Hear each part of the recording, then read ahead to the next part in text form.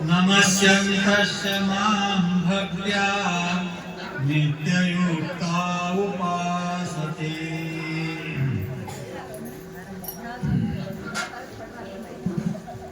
आदरणीय श्रीकृष्ण प्रस्तुत प्रवचन रूपी सेवेसाठी घेतलेला हा श्लोक श्रीमद भगवद्गीतेच्या 9व्या अध्यायातील 14व्या क्रमांकाचा हा श्लोक सेवेसाठी घेतलेला आहे। ओम विश्वं दर्पण दृश्यमान नगरी तुर्यं निजान्तर्गतं पश्यन्नात्मनि मायया बहिरिवो भूतं यथा निद्रया यत् साक्षात् कुरुते प्रबोध समये स्वात्मानमेवाद्वयम् तस्मै श्री गुरुमूर्तये नमः इदं श्री दक्षिणामूर्तये ब्रह्मानन्दं परमसुखदं केवलं ज्ञानमूर्तिम् द्वन्द्वातीतं गगनसदृशं तत्त्वमस्यादिलक्ष्यम् एकं नित्यं विमलमचलं सर्वधी साक्षिभूतं भावातीतं त्रिगुणरहितं सद्गुरुं तं नमामि। सद्गुरुदेव भगवान की जय। सततं कीर्तयन्तु मां यतन्तस्य दृढव्रताः नमस्यन्तस्य मां भक्त्या नित्ययुक्ता उपासते।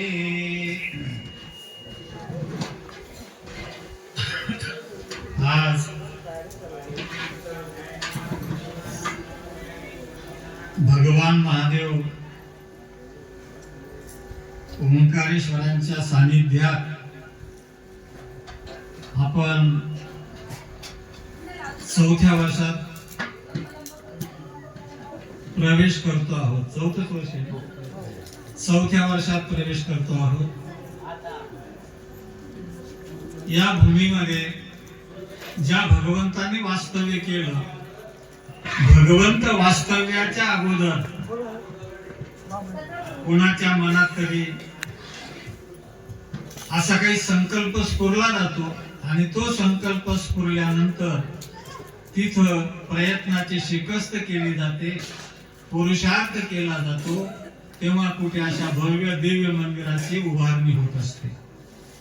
आणि असं हे आमचं छोट्याशा गावामध्ये भव्य दिव्य स्वरूपाचं असणारं हे मंदिर आणि त्यात खरोखर महादेव अक्षरशः स्थानापन्न झालेले आहेत।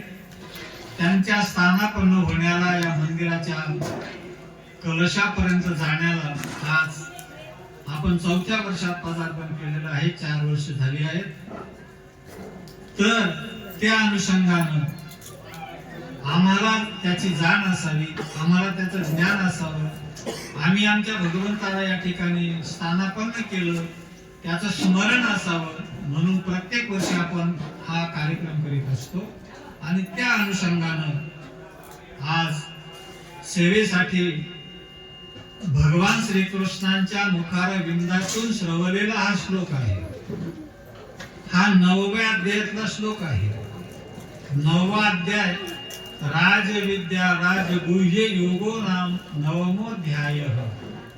म्हणजे मनुष्याला श्रेष्ठ पदावर नेण्याची जी विद्या आहे, राजविद्या आहे, त्या राजविद्येचं प्रतिपादन करणारा हा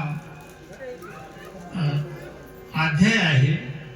आणि या अध्यायाद्वारा भगवान अर्जुनाला सांगत असताना म्हणतात की अर्जुना, मनुष्य म्हणून जन्मल्यानंतर खऱ्या अर्थानं ज्याला भगवंताकडे जाण्याचा ओढा निर्माण होतो, भगवंताकडे जावं असं वाटतं, तर त्याच्या अंतःकरणात स्फुरलेली ही सात्विक वृत्ती असते, चांगली भावना असते, सद्विवेक असतो, याला शुभेच्छा असं देखील म्हणतात. आणि मग ज्यांच्या अंतःकरणामध्ये अशी शुभेच्छा सद्वासना प्रवेश करते आणि प्रवेश केल्यानंतर ज्या भगवंताने मला या मृत्यूलोकामध्ये निर्माण केलेला आहे, या मृत्यूलोकात मी जो आलेलो आहे, त्या भगवंताची आपल्यावर फार मोठी अशी एक आगाध कृपा झालेली असते. म्हणूनच हा मनुष्य देह आपल्याला मिळालेला असतो. बघा, मनुष्य देह सहजासहजी मिळत नाही.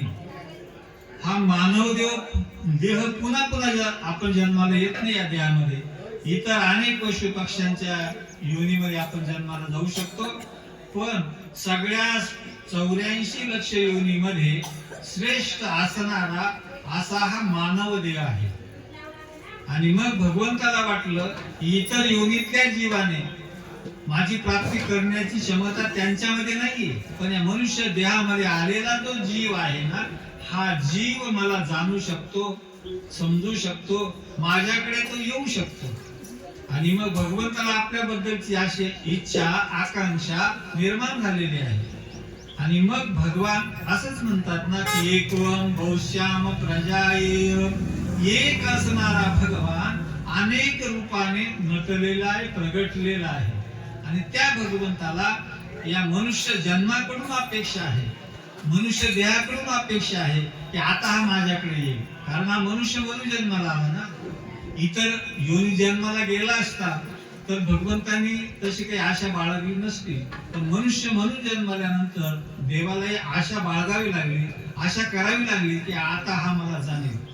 पण आम्ही असे निघालो की देवालाही जाणत नाही, आई वडिलांनाही जाणत नाही, कुणाला जाणत नाही. तर बघा, जे कुणाला जाणत नाही, पशु पक्षी कुणाला जाणत नाही, तरी सुद्धा त्यांचा जो परिवार असतो, त्यांचं कुटुंब असतं, तेवढ्या पुरतं त्यांची जाण असते, बाकीचे ते कुणाला जाणत नाही. पण मनुष्य त्यापेक्षा श्रेष्ठ आहे ना. मनुष्याकडे एक वस्तू त्यांच्यापेक्षा अधिक दिलेली आहे. सगळ्यांच्याकडे आहार निद्रा भयमैथुनानि सामान्यमेतत् पशुभिर् नराणां ज्ञानम् हि तेषाम् अधिको विशेषो ज्ञानेन हेन पशुभिः समानः. आता सुभाषितकार असं म्हणतात की आहार कोणत्या योनीत आपण जन्माला गेलो तर आहार आपल्याला लागतो. बघा, पशु पक्षी पाखर कुठलंही जनावर घ्या, त्याला आहाराची गरज असते. म्हणजे आहार, त्याला झोप विश्रांती हवीशी वाटते, तोही विश्रांती घेतो. आहार निद्रा भय त्यालाही वाटतं, भय आपल्यालाही वाटतं. अर्थात आहार निद्रा आणि भय हे सगळ्यांना वाटतं. पुन्हा मैथुनंच, म्हणजे आपण जे आहोत ना, आपल्यापेक्षा अनेक व्हावं, आपली प्रगती व्हावी, अर्थात मला संतान व्हावं, ही सुद्धा सगळ्या पशु पक्ष्यामध्ये सगळ्यांच्या मध्ये हे आहे. या 4 गोष्टी अशा आहेत की सगळ्या जीवांना त्या हवेशा आहेत. आहार पाहिजे, निद्रा पाहिजे, भय सगळ्यांना वाटतं, मैथुन, हे 4ही सगळ्यांना वाटतं. या 4 वस्तू सगळ्यांना हव्याशा वाटतात. पण मनुष्य म्हटल्यानंतर ज्ञानम् हि तेषाम् अधिको विशेषो, मनुष्याच्या ठिकाणी ज्ञान आहे. मनुष्य जाणतो, मनुष्याला कळतं माझी आजी आहे, आजोबा आहे, हे आमचे पूर्वज आहे, हे आमच्या गावचे आहे, हे सगळं जाणतो ना. मनुष्याला कळतं. मनुष्याला हे काय कळू नये की मी ज्याचा आहे त्याच्याकडे मी गेलो पाहिजे ना, ज्याचा आहे त्याच्याकडे गेलो पाहिजे ना. आमचं काय झालंय, आम्ही ज्याच्यावर त्याच्याकडे जात नाही, भरतीकडे जातो. त्यामुळं मनुष्य म्हणून जन्माला आल्यानंतर आम्ही हा अपमान केला की आम्ही जाणलं पाहिजे की ज्या भगवंताने विश्व निर्माण केलं त्याला जाणलं पाहिजे. अशी जी बुद्धी आहे, ज्ञान आहे, हे इतर जीवांच्या पेक्षा मनुष्याकडे अधिक आहे, विशेष आहे. मनुष्याकडे ज्ञान आहे. आणि ज्ञानच हे असं आहे की सगळ्यात श्रेष्ठ असतं ज्ञान. नाही ज्ञानेन सदृश्यम पवित्रम इह विद्यते, ज्ञानासारखं पवित्र काहीच नाहीये. असं जे ज्ञान आहे ते ज्ञान आपल्याला मिळायला पाहिजे. बघा, या श्रीमद भगवद्गीतेच्या माध्यमातून श्रीकृष्ण आणि अर्जुनानं आपलं प्रतिनिधित्व केलेलं आहे. अर्जुन आपल्यासारखाच आहे. मग अर्जुनाने आपलं प्रतिनिधित्व करीत असताना देवाला विचारलं, देवा मला हे कळतच नाही, काय केलं पाहिजे, नेमकं मी काय करावं. तर भगवंतांनी अर्जुनाला काय तुझं कर्तव्य आहे, तू काय केलं पाहिजे यासाठी या गीतेचे ज्ञान भगवंतांनी अर्जुनाला सांगितलेलं आहे. तर बघा, हे ज्ञान सांगत असताना अर्जुन सुद्धा आपल्यासारखी तक्रार करतो की देवा मलाही वाटतं हे करावं, हे मिळवावं, पण काय खरं सांगू का काय होतं की मन मना भव मद्भक्तो मद्याजीमां नमस्कुरु मामे वैश्यस्य युक्त्वैव महात्मानं मत्परायणः.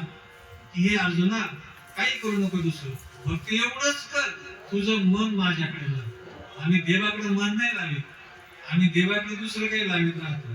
कोणी धान्य देईल, कोणी पैसा देईल, कोणी काही देईल, फुलांचे हार टाकतील, ते बाकीचं देतो. पण भगवान म्हणतात हे सगळं देतो, याची मला काही कमतरता नाहीये ना. ज्याने सगळं विश्व निर्माण केलं त्याला काही कमी आहे. तुम्ही किती फुलं देवाला नेऊन वाहिले, तर आपण निर्माण केली किती फुलं? देवानेच निर्माण केलेले आहे. देवानच पाणी निर्माण केलेलं आहे. सगळं देवाचंच आहे. मग देवाला हे सांगायचं आहे, आपल्याला देवाला हे म्हणायचं आहे की हे न देण्यापेक्षा तुम्ही तुमचं मन द्या. मन मना भव मत बघतो. आम्ही नेमकं मनच देत नाही, बाकीच देत राहतो सगळं. त्यामुळे देवाची काही संतुष्टी होत नाही. देवाला आपल्याकडून काय हवं आहे, तर आपलं मन आहे. मन मना भव मत बघतो. तुझं जे मन आहे ना ते माझ्याकडे लाव. म्हणजे बघा, परमार्थ करीत असताना मन असलं पाहिजे त्या ठिकाणी. मन नसेल, नुसतं आपण बसलो आणि मन इकडे तिकडे भरकट्या मारतं किंवा फिरतं किंवा काहीतरी विचार करतं, तर इथं असून सुद्धा काय उपयोग आहे. मग मन जर असेल ना, बाकीचं काय, बाकीचं जाऊ द्या, कुठे येत जात असेल तो भाग सोडून द्या, पण मन जर तिथं केंद्रित झालं, मन मना भव मत बघतो, मनच जर त्या ठिकाणी लागलं ना, तर खऱ्या अर्थाने काय होतं, खऱ्या अर्थाने होतं की देवालाही वाटतं ह्या माझा आहे, याने मला मन समर्पित केलं, हा माझा भक्त झाला. आणि मग असा जो भक्त असतो, तो भक्त खऱ्या अर्थानं पावन असतो, पवित्र होतो, सुकृती होतो. आणि त्याला खऱ्या अर्थाने महात्मा नसतो माम पार्थ दैवी प्रकृती माश्रिता. हा तो महात्मा आहे आणि त्याने दैवी प्रकृतीचा आश्रय केलेला आहे. बघा, प्रकृत्या दोन असतात, दैवी आणि आसुरी. तर दैवी प्रकृतीचा आश्रय ज्याने केलेला आहे, दैवी प्रकृतीवर जो आरूढ झालेला आहे, त्याचं जीवन हे सांगतं की तो दैवी प्रकृतीवर आरूढ झालेलाच मनुष्य सततम कीर्तयंतो माम करीत असतो.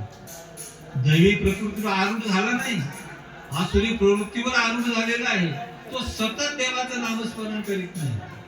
भगवान असं म्हणतात की महात्मा नसतो माम पार्थ दैवी प्रकृती आश्रिता.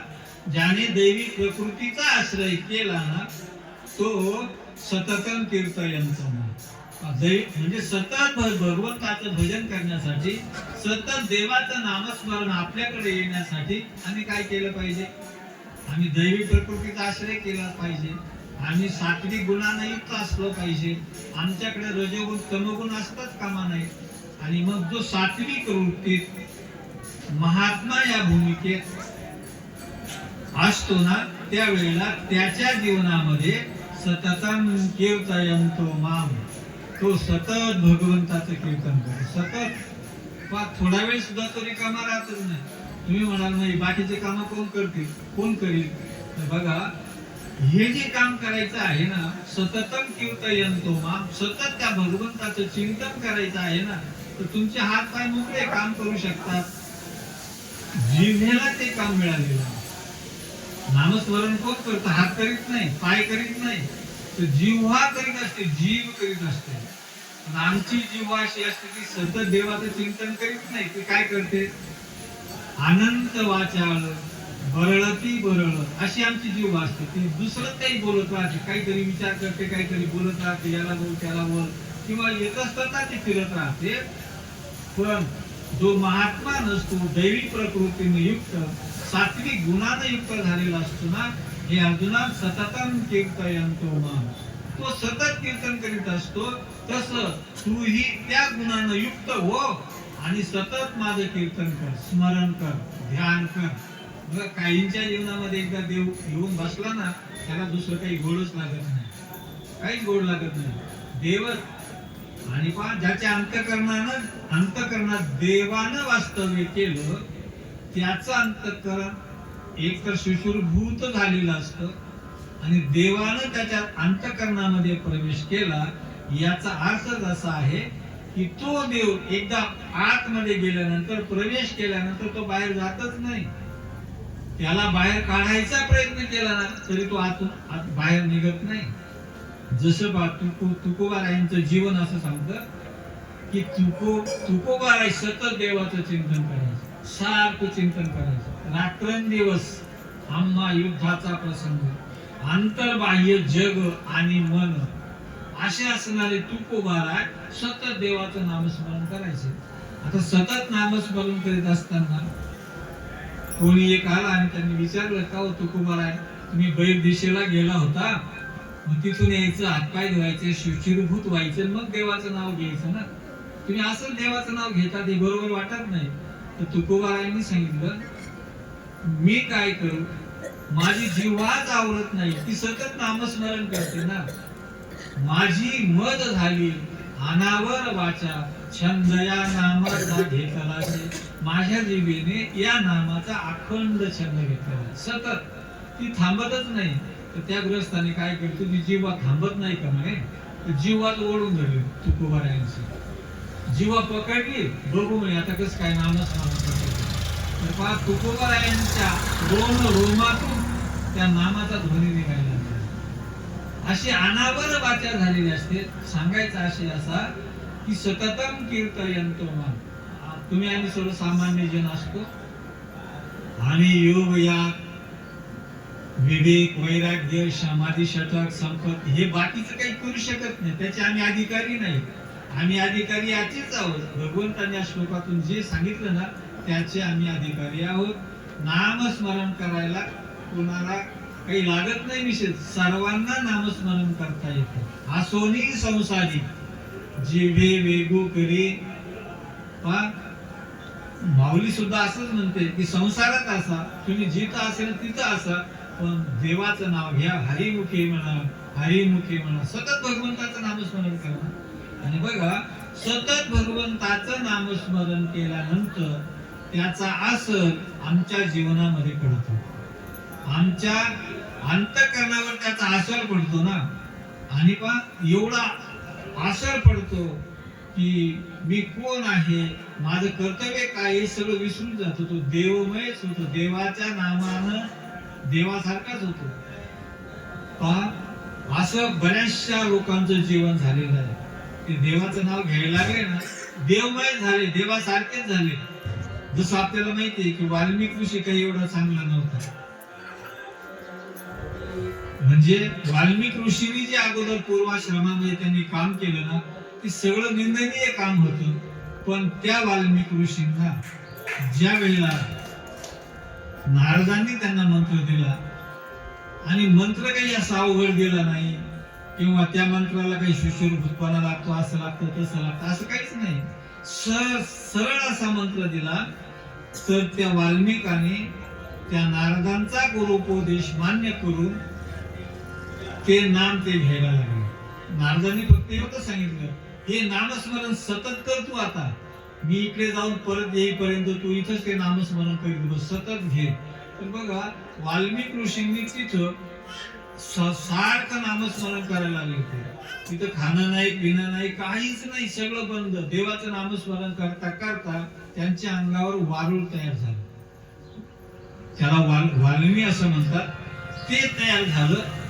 ते तयार झाल्यानंतर ते प्रत्यक्षात वाल्मिक ऋषी दिसतच नव्हते, मातीचा ढिगच तिचा आजूबाजूला दिसायचा. आणि नंतर नारदांची स्वारी परत आली. परत आल्यानंतर पाहिलं, इथंच मी याला बसवलं होतं, याला नामदीक्षा मी दिलेली होती, कुठे या पाहिलं शोधून, तिथं वारुळाच्या जवळ त्या राम नामाचा ध्वनी ऐकायला नारदांना. आणि मग बघितलं, त्यांनी ते सगळं काढलं, बाजूला केलं आणि त्याला उठवलं. तुम्ही म्हणाला असं कसं काय, अहो तिथं पाणी नाही, जेवण नाही, कसं काय नामस्मरण केलं त्यांनी? वारुळ येईपर्यंत नामस्मरण करीत राहिला, खायला प्यायला काही नाही, कसं काय जगला तो? तर बघा त्यावेळेला ते जे युग होतं ना, त्या युगामध्ये आपला जो प्राण होता तो हस्तिमय होता. हाड जर असले तर मनुष्य वाचत होता. आणि आता अन्नमय प्राण आहे कलियुगामध्ये. कलियुगामध्ये अन्नमय प्राण, त्यावेळेला हस्तिमय प्राण होता. तर हस्तिमय प्राण असताना वारुळाची पूर्ण त्यांच्यावर आकृती तयार झाली, तरी सतत नामस्मरण करीत राहिले. बघा त्या नामस्मरणाचा प्रभाव एवढा झाला, एवढा प्रताप त्या नामस्मरणाचा, केले रामायण रामाही. राम जन्माला येतील, त्यानंतर 12,000 वर्षांनी प्रभू राम जन्माला आले. मग रामाने कसं राहावं, कसं वागावं, कुठं जावं, काय करावं, हे सगळं वाल्मिकाने लिहून ठेवलं. 12 वर्षानंतर रामाने कसं जीवन व्यतीत करावं, त्याप्रमाणे रामाला अवताराला आल्यानंतर तसंच करावं लागलं ना. म्हणजे सांगायचा आशय काय, की वाल्मिकाने काय केलं, कुठलं ज्ञान हस्तगत केलं का, कुठला यज्ञ केला का, अजून काही खूप मोठा दान धर्म केला का, काहीच नाही. फक्त एवढंच केलं, सततम कीर्तयन्तो माम. सतत सारखं देवाचं नामस्मरण घेत राहिला. आणि ते देवाचं नामस्मरण सतत केल्यामुळं केले रामायण रामाधी. रामाच्या अगोदर रामायण करण्याची क्षमता त्यांच्यामध्ये निर्माण झाली. ही नामस्मरणाची पावर आहे, ही सतत देवाचं नाव घेण्याची पावर आहे. आणि बघा ते नामस्मरण घेत असताना पुन्हा कशा प्रकारे घेतलं पाहिजे, तर भगवान सांगतात की अर्जुना, यतन्तश्च दृढव्रतः. यतन्तश्च म्हणजे प्रयत्नपूर्वक, त्यासाठी प्रयत्नाची शिकस्त केली पाहिजे. आम्ही प्रयत्न जर सोडून दिले, काही शिकस्तच नाही, काय खरं त्याच्यात, कोण करेल एवढं रिकाम, कोण करेल एवढे प्रयत्न, तर असं हरणं योग्य नसतं. ज्या वाटेला आपण लागलो ना, ती वाटते फल, ते ध्येय गाठेपर्यंत आरामच घ्यायचा नसतो, विश्रांती. त्या प्रयत्नाला असं कडू समजायचं नसतं, त्यांना आपलंसं करून घ्यायचं असतं. बघा ज्या वेळेला हनुमंतराय रामाचं कार्य करायला निघालेले असताना त्या समुद्रात असणारी सुरसा म्हणते, जरा थांबा, थोडा आराम करा. महिना परत म्हणतो आहे, आराम करा. तर हनुमंतरायाने सांगितलं, नाही, राम कार्य झाल्याशिवाय आराम नाही, तोपर्यंत मी आराम करू शकत नाही. सांगायचा आशय आहे की यतन्तश्च म्हणजे प्रयत्नाची शिकस्त करायची, खूप प्रयत्न करायचे, नामस्मरण घ्यायचंय. तुम्ही म्हणाल मग नाम तर सोपं आहे, मग प्रयत्न कशासाठी करायचे, तर सतत जीभेवर येण्यासाठी करायचे. कारण ती सवय नसते जीभेला सतत देवाचं नाव घ्यायचं. सतत जीभेला दुसरंच काही बडबड करायची व्यवस्था असते, आणि बडबडीची वाणी ज्याला म्हणतात तशी ती असते. मग तिला पुन्हा देवाच्या नामस्मरणाकडे आणायचं, हा प्रयत्न आहे, हा यत्न आहे. आणि याच्यामुळं काय होतं की ती सतत देवाचं नामस्मरण घ्यायला लागते. आणि बघा ज्याला सतत देवाचं नामस्मरण घ्यायची सवय लागलेली आहे, तर उठता बसता खाता पिता केव्हाही देवाचं नाव घेत राहतो. देवाचं नावच त्याच्या तोंडात येतं, दुसरं काही येतच नाही. आणि बघा असं देवाचं नाव सतत तोंडात येतं ना, त्याचं जीवनच सफल होतं ना. कसं, त्याला ती सवय लागलेली असते देवाचं नाव घ्यायचं. तो जायच्या वेळेस सुद्धा देवाचं नावच येतं ना, देवाचं नावच येतं तोंडामध्ये. आणि ज्याच्या मुखात देवाचं नाव आलं ना, अंतकालेचे मामेव स्मरण मुक्त्वा करेवरम यः प्रयाति समद्भावम याति नास्तेत्र संशय. अंतकाळी ज्याच्या नाम आले मुखा, म्हणजे सतत नामस्मरण करण्याचा हा प्रताप आहे, हा भाव आहे. म्हणून भगवंताने अर्जुनाला सहज झेपवेल, सहज पचेल असं सोपं साधन सांगितलं, सततम कीर्तयन्तो माम. आता बघा ते सतत करायचं, त्याच्यासाठी प्रयत्नाची शिकस्त करायची. आणि पुढे सांगतात दृढ व्रत. हा ते दृढतेने धारण करायचे, दृढ व्रतच असं धारण केलं पाहिजे आम्ही, की ते सतत नामस्मरण घ्यायचं असतं, दृढ व्रत धारण करायचं आहे.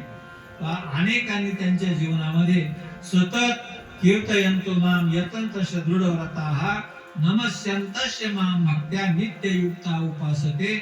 अशी जी लोक आहेत ना, ते खरोखर माझ्यात युक्त होऊन मला माझी मनापासून मनपूर्वक उपासना करीत असतात. तर बघा मला थोडक्यात एवढंच सांगायचं आहे आपल्याला, आपण दुसरं तिसरं काही करू शकत नाही. तर आपण एवढंच करू शकतो की मोडून या वाटा सूक्ष्म दुस्तर केला राज्यभार चाले ऐसा. तर हा राज्यभार आहे, हा राज रस्ता आहे, हा मेन रोड आहे, चांगला असा रस्ता आहे.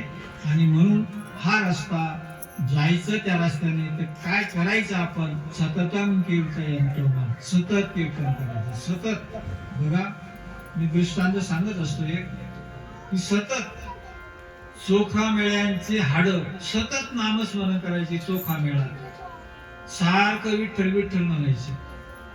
तो चोखा मेळ्यांच्या हाडातून विठ्ठल विठ्ठल नावाचा ध्वनी ऐकायला येत होता. हाडांमधून. तुम्ही म्हणाल कसं काय? ज्या वेळेला ते मंगळ वेळेला कामाला होते आणि ते काम करीत असताना ती भिंत कोसळली, त्याच्यामध्ये ते दाबल्या गेले. असे अनेक लोक त्या ठिकाणी दाबले गेले, मेले, तिथेच गत प्राण झाले. ते भगवंताला हा सतत नामस्मरण करणारा चोखोबा याचं स्मरण झालं आणि सांगितलं, अरे जा माझ्या चोखोबाला घेऊन या म्हणे. बघा त्या ठिकाणी बरेचसे लोक असे, कोणाचे हात तुटले, कोणाचे डोके फुटले, असे इथं सतत पडलेले त्या भिंतीखाली मोठ्या ढिगाऱ्यामध्ये. मग चोखोबाला भगवंत सांगतात, चोखोबाला आणा. कसं आणायचं चोखोबाला?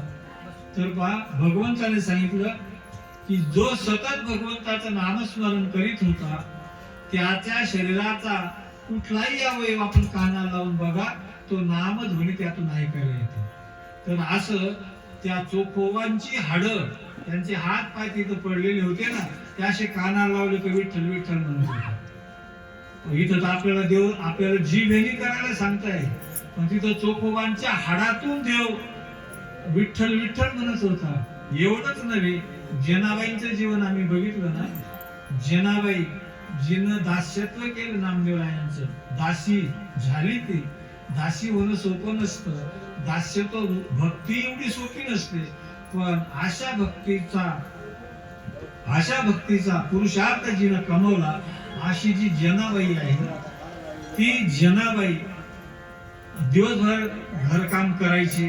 खूप मोठं कुटुंब होतं नामदेवरायांचं. सगळ्यांचं दळण कांडण, सगळं आहार जेवण सगळं केल्यानंतर उर्वरित वेळेत, मिळालेल्या वेळेमध्ये ती शेणाच्या गोवऱ्या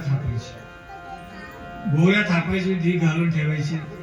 पण तिच्या शेजारी असणाऱ्या दुसऱ्या काही असायच्या ना, त्या जनाबाईच्या गोवऱ्या चोरून घ्यायच्या, त्यांच्या ढिगाऱ्यामध्ये ठेवायच्या. जनाबाई म्हणते, मी एवढं काम करते, माझ्या एवढ्या गोवऱ्या असल्या पाहिजे, या कमी का वाटतात मला? एवढा मोठा ढिगारा या करू शकत नाही, यांनी आपल्याच घेतल्या असत. पण जनाबाईचं कोण ऐकतं? ती दासी. असे बरेच ढिगारे जनाबाईचे त्यांनी चोरून, गोवऱ्या चोरून त्यांच्या ढिगाऱ्यामध्ये ठेवलेले असतात.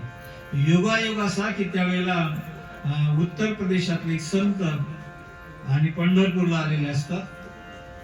जनाबाईंनी त्यांना बघितलं, दर्शन घेतलं आणि सांगितलं, महाराज माझ्या गोवऱ्या चोरीला गेलेले, तेवढ्या वेगळ्या करून द्या, तुम्ही निवडून द्या, मला सांगा ना, त्या बायांना सांगा ना. ते म्हणतात, मी पंढरपूरला आलो का आता काही वादविवाद मिटवायला आलो? हे चालू असतं तिकडे. नाही म्हणे महाराज. तर पाहत ते कबीर महाराज तिथे गेलेले आहेत आणि गेल्यानंतर त्या बायामध्ये आमचा ढिगारा आहे गोवऱ्यांचा. जनाबाई म्हणजे हा माझा आहे, पण माझ्याच गोवऱ्यांनी चोरलेल्या आहेत. तर म्हणजे आता ओळखायचे कशा काय? शेणाच्या गोवऱ्या सारख्याच, शेणच, आणि त्या गोवऱ्या सगळ्या सारख्याच दिसतात, पण जनाबाईच्या ओळखायच्या कशा? असं ज्या वेळेला झालं ना, त्यावेळेला जनाबाई सांगते आहे, कबीर महाराज सांगता आहे की ज्याच्या सततच्या कामातून सतत नामस्मरण केल्यामुळे त्यांच्या हाताने जे काम झालेलं असतं त्याच्यामध्ये त्याचा आस्वाद पडत असतो. जसं आम्ही जेवण तयार करीत असताना, स्वयंपाक करीत असताना आमच्या मनामध्ये जे असतं ना ते त्या अन्नामध्ये येत असतं. जनाबाईने हे सांगायचं आहे की मी गोवऱ्या थापल्या, भगवंताला कधी विसरले नाही, सतत भगवंताचं चिंतन मी करीत राहिले. तर कबीर महाराजांनी तो वाद मिटवला. कसा मिटवला?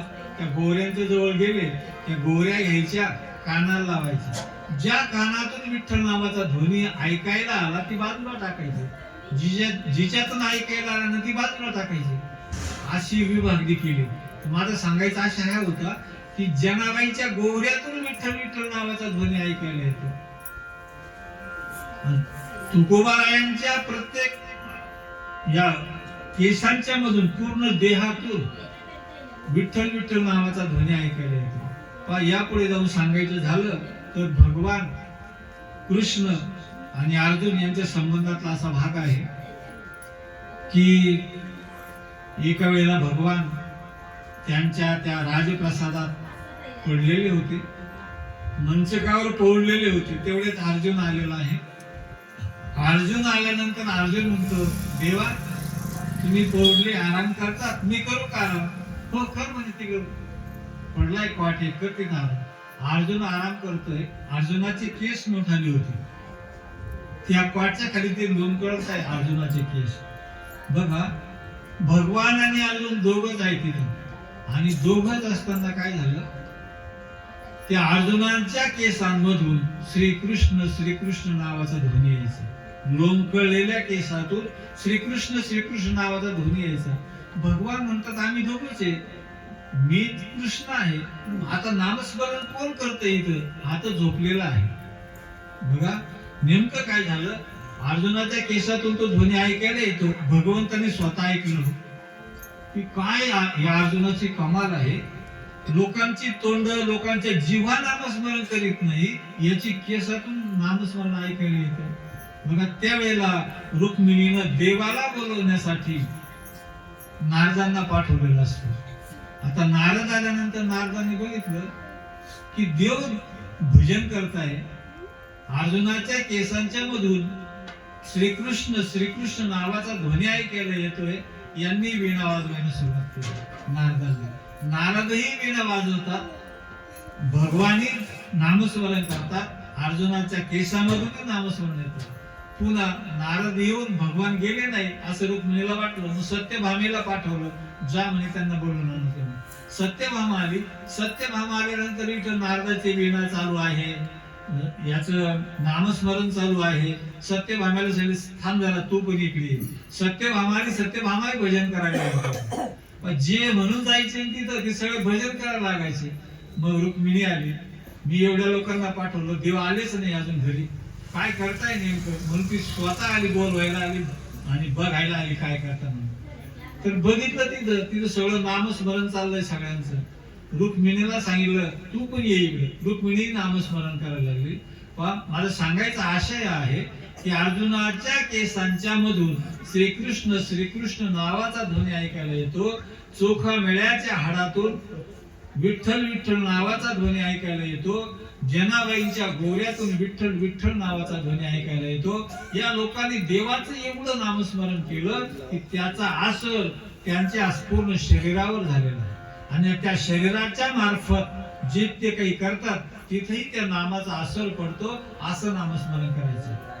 म्हणून भगवान म्हणतात की अर्जुना सततम कीर्तयन्तो माम, सतत देवाचं नामस्मरण कर. बघा आता देवाचं नामस्मरण करण्यासाठी पुरुष पाहिजे, स्त्री पाहिजे, मोठा पाहिजे, लहान पाहिजे, सुशिक्षित पाहिजे, अशिक्षित पाहिजे, असं काहीच नसतं. देवाचं नाव कोणालाही घेता येतं, केव्हाही घेता येतं. असं त्याचं काही विधीच नाही. तसा केव्हाही देवाचं नामस्मरण करता येतं. असा सोपा असा मार्ग आहे. पण या सोप्या मार्गातून आपल्याला राजविद्या राजगुह्य योगापर्यंत जाता येतं. असे सततम कीर्तयन्तु माम, सतत भगवंताचे कीर्तन करायचंय. तर बघा भगवंतांनी आपल्यासाठी सगळं बाजूला करून आमच्या क्षमतेनुसार आमच्या अधिकारानुसार आम्हाला भगवंताचं नामस्मरण करायला सांगितलं आहे. तर भगवान महादेव बघा, भगवान महादेव सुद्धा असंच भजन करतात. भजन करी महादेव. त्या हनुमंतरायांनी किंवा या महादेवाने सतत रामाचं भजन केलं आणि रामाने शंकराचं भजन केलं, सतत केलं. एकमेकाचं नामस्मरण करता येते. बघा किती मोठं त्यांच्यामध्ये गूढ रहस्य दडलेलं आहे. आणि असं गूढ रहस्य उलगडून सांगत असताना भगवान म्हणतात की सततम कीर्तयन्तो माम, तुम्ही सतत माझं कीर्तन करा. तर आपल्याला माहिती आहे, मी आपल्याला सांगत होतो लहान मोठा सुशिक्षित अशिक्षित असं काही विभाग नाही. सगळ्यांना देवाचं नाव घेता येतं. पण ते देवाचं नाव घेण्यासाठी नाव सोपं आहे, तरी आमच्या जीवेवरती काय येत नाही. सोपं आहे नाव, अवघड काहीच नाही. जसं वाल्मिक ऋषीला ज्या वेळेला रामांनी नारदांनी सांगितलं की राम राम म्हण, त्यावेळेला तो म्हणतो मला राम राम नाही म्हणता येत, मला मारा मारा म्हणता येत. आता बघा, मारा मध्ये म बी आहे, र बी आहे. मारा मारा म्हणायला सांगतो. आणि मारा मारा म्हणणं तर राम का म्हणता येत नाही, मारा मारा का म्हणता येतो, तो तेच काम करीत होता म्हणून मारा मारा म्हणत होता. राम राम का म्हणत नाही, तर राम म्हणण्याची जी बुद्धी आहे, जे पूर्व संचित आहे, पूर्व पुण्य आहे, अनंत जन्माची असेल पुण्य सामुग्री, तरीच जिव्हाग्री नाम येईल श्रीरामाचे. सोपं ते नाम, तरी येत नाही. काय येत नाही, तर पुण्य संचय नाही माझा, बहुता सुकृताची जोडी नाही आमच्या बरोबर, म्हणून ते देवाचं नाम येत नाही. सोपं आहे ते, न यायला कारण फक्त एवढंच आहे. तर आता ते पूर्वार्जित असणार, बहुत सुकृत असणार जे आहे ना, त्या मनुष्य जन्मात आपल्याला तयार करता येतं, इतर जन्मात नाही. म्हणून या जन्मात करता येतं ना, म्हणून सततम कीर्तयंतम, म्हणून सतत भजन करा, कीर्तन करा. बघा, प्रल्हादाकडे जर आम्ही ध्रुव बाळाकडे बघितलं ना, एक छोटासा ध्रुव बाळ, 5 वर्षाचा ध्रुव बाळ, पण त्या 5 वर्षाच्या ध्रुव बाळाला भगवंत प्राप्त झाले. कशामुळे, सतत भगवंताचं नामस्मरण केल्यामुळेच ना, दुसरं काही नाही केलं त्यांनी. तिला जाऊन काही मोठा यज्ञ केला किंवा ज्ञान सत्र चालवलं, दान धर्म केला, काही नाही, फक्त देवाचं नाव जपत राहिलं तो ध्रुव बाळ.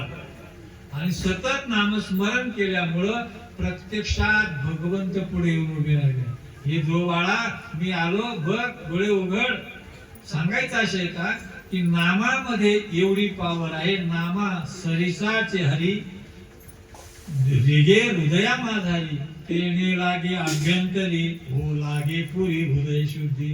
नामा सरिसाचे हरी, नामाबरोबर हरी आमच्या अंतःकरणात जातो. सतत नामस्मरण केलं ना, हे अंतःकरण निर्मळ होतं, पवित्र होतं.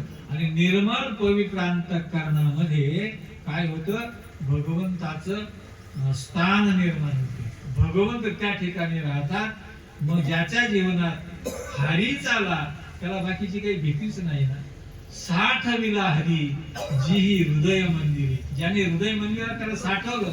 आता साठवलं म्हणजे हाच भाग आहे की सततम कीर्तयंतो, सतत त्या भगवंताचं चिंतन करायचं, नामस्मरण करायचं.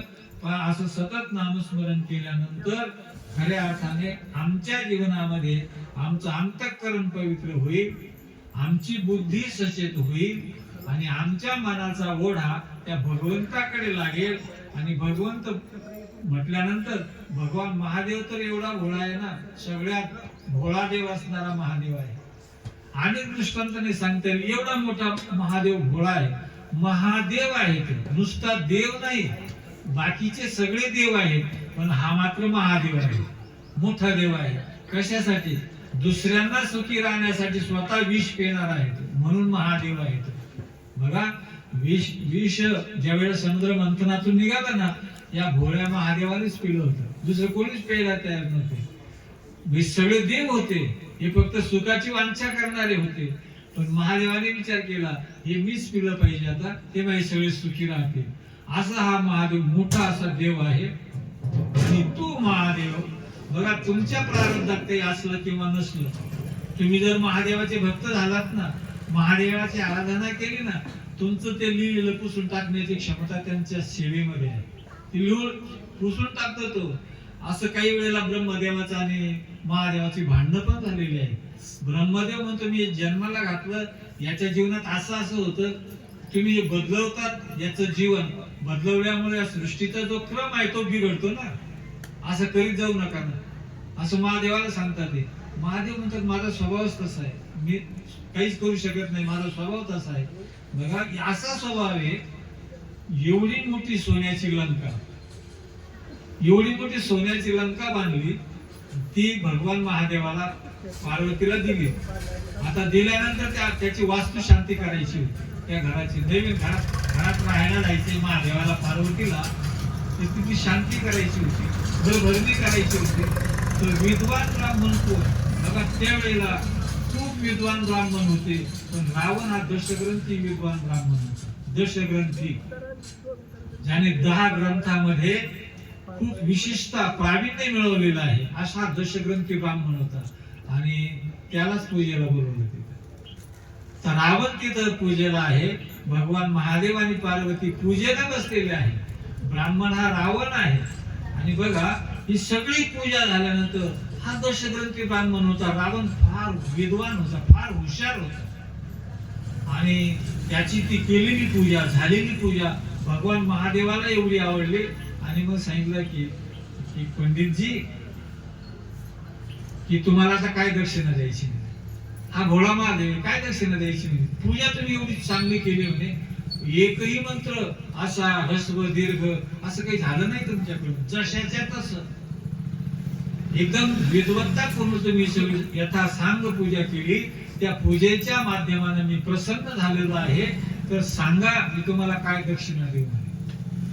दक्षिणा देऊ म्हटल्यानंतर घ्या म्हणे हातात पाणी, मी दक्षिणा मागतो, द्या, तुम्ही द्याल का म्हणे. हा देईन म्हणे, महादेव आहे ते, मी शब्द वापस घेत नसतो म्हणे, देणार म्हणजे देणार. घ्या पाणी, हातात पाणी घेतलं आणि संकल्प सोडला, ही जी सोन्याची लंका आहे मी या पंडिताला देऊन टाकतोय.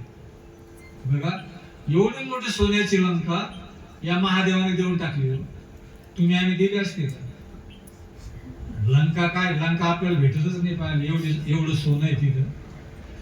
थोडं छोटस काही असलं तरी आम्ही देऊ शकत नाही, पण हा महादेव भोळाच आहे तो, या भोळ्या महादेवानं त्याला ती लंका दिली.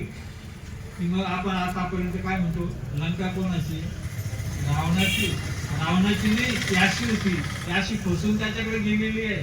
अशी माणसं फसवतातच, म्हणून एवढं मोठी लंकेचा तो रावण राजा झालेला आहे. सांगायचा आशय आहे की असा महादेव आपल्या जवळ आहे, आपल्या छोट्याशा गावात वास्तव्याला आहे.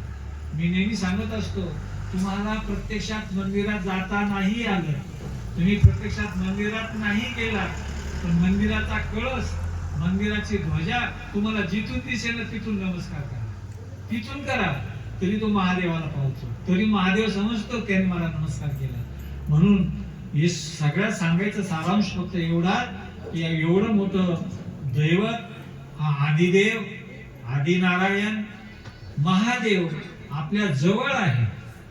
आमच्या जवळ असल्याने तुझे आहे तुझं पाशी, परी तू जागा चुकलाशी किंवा विसरलाशी, तर असं होऊ द्यायचं नाही. आमचं आमच्या जवळ आहे, आमचं हृदय धन आहे, आमचं अंतःकरण आहे, असा महादेव त्याच्या सानिध्यात आम्ही आहोत.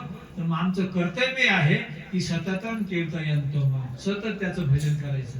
शेतात जाताना, घरकाम करताना, जेव्हा कळस दिसेल तेव्हा, जेव्हा मंदिर दिसेल तेव्हा, किंवा असा स्वभाव बनून जातो की ऑटोमॅटिक देवाचं नाव येत राहायचं तोंडामध्ये, त्याचा विसरच पडत नाही. जसं गवळणी म्हणतात, याती कुळ माझे गेले हरपुनी, श्रीरंगा वाचनी आणू नये. हे सगळं विसरून जातात आणि एका देवाचं स्मरण अंतःकरणामध्ये राहतं. असं गोपींचं जीवन होतं, अनेक भक्तांचं जीवन होतं. असलं जीवन आपण बनवायचंय, त्यासाठी फक्त सोपा असा मार्ग आहे की सततम कीर्तयंतो मां, सतत त्या भगवंताचं चिंतन करा आणि सततच्या चिंतनानं तुमचं अंतःकरण, तुमचं मन, तुमची बुद्धी, तुमचं चित्त सगळं बदलून जाईल. आणि मग हे सगळं बदलल्यानंतर त्या सततच्या चिंतनानं आमच्यावर असा असर पडेल की आम्ही खऱ्या अर्थानं त्या भगवंताचे एकदम जवळचे प्रिय भक्त हो. आणि असे भक्त देवाला आवडतात. म्हणून असले आवडते भक्त बनण्यासाठी सतत चिंतन करा, कीर्तन करा. एवढंच मी या ठिकाणी सांगतो. आज आपण या वर्धापन दिनाच्या जवळ आलेलो आहोत. 4 वर्ष आपल्या मंदिराला झालेली आहेत. याचं स्मरण आहे. भावी पिढी तर याचा नेहमीच हे करेल की आमच्या पूर्वजांनी, आमच्या वाडवडिलांनी, आमच्या आजोबांनी फार छान मंदिर बांधलं, फार छान मूर्ती महादेव या ठिकाणी आहे. पण ते अनेक पिढ्या नाव घेत राहतील. म्हणून आपण जे काही काम केलं ते खूप चांगलं आहे आणि त्या चांगल्या कामाचं स्मरण, चांगल्या कामाची आठवण सतत आपण ठेवीत राहा आणि देवाचं नामस्मरण करीत राहा. एवढंच मी आपल्याला सूचित करतो. माझे छोटस अल्पस वाक्पुष्प भगवान महादेवांच्या चरणी समर्पित करून प्रवचनाला या ठिकाणी विराम देतो. पुंडलिक वरदान श्री ज्ञानदेव तुकाराम पंढरीनाथ भगवान की जय. माऊली ज्ञानेश्वर महाराज की जय. जगद्गुरु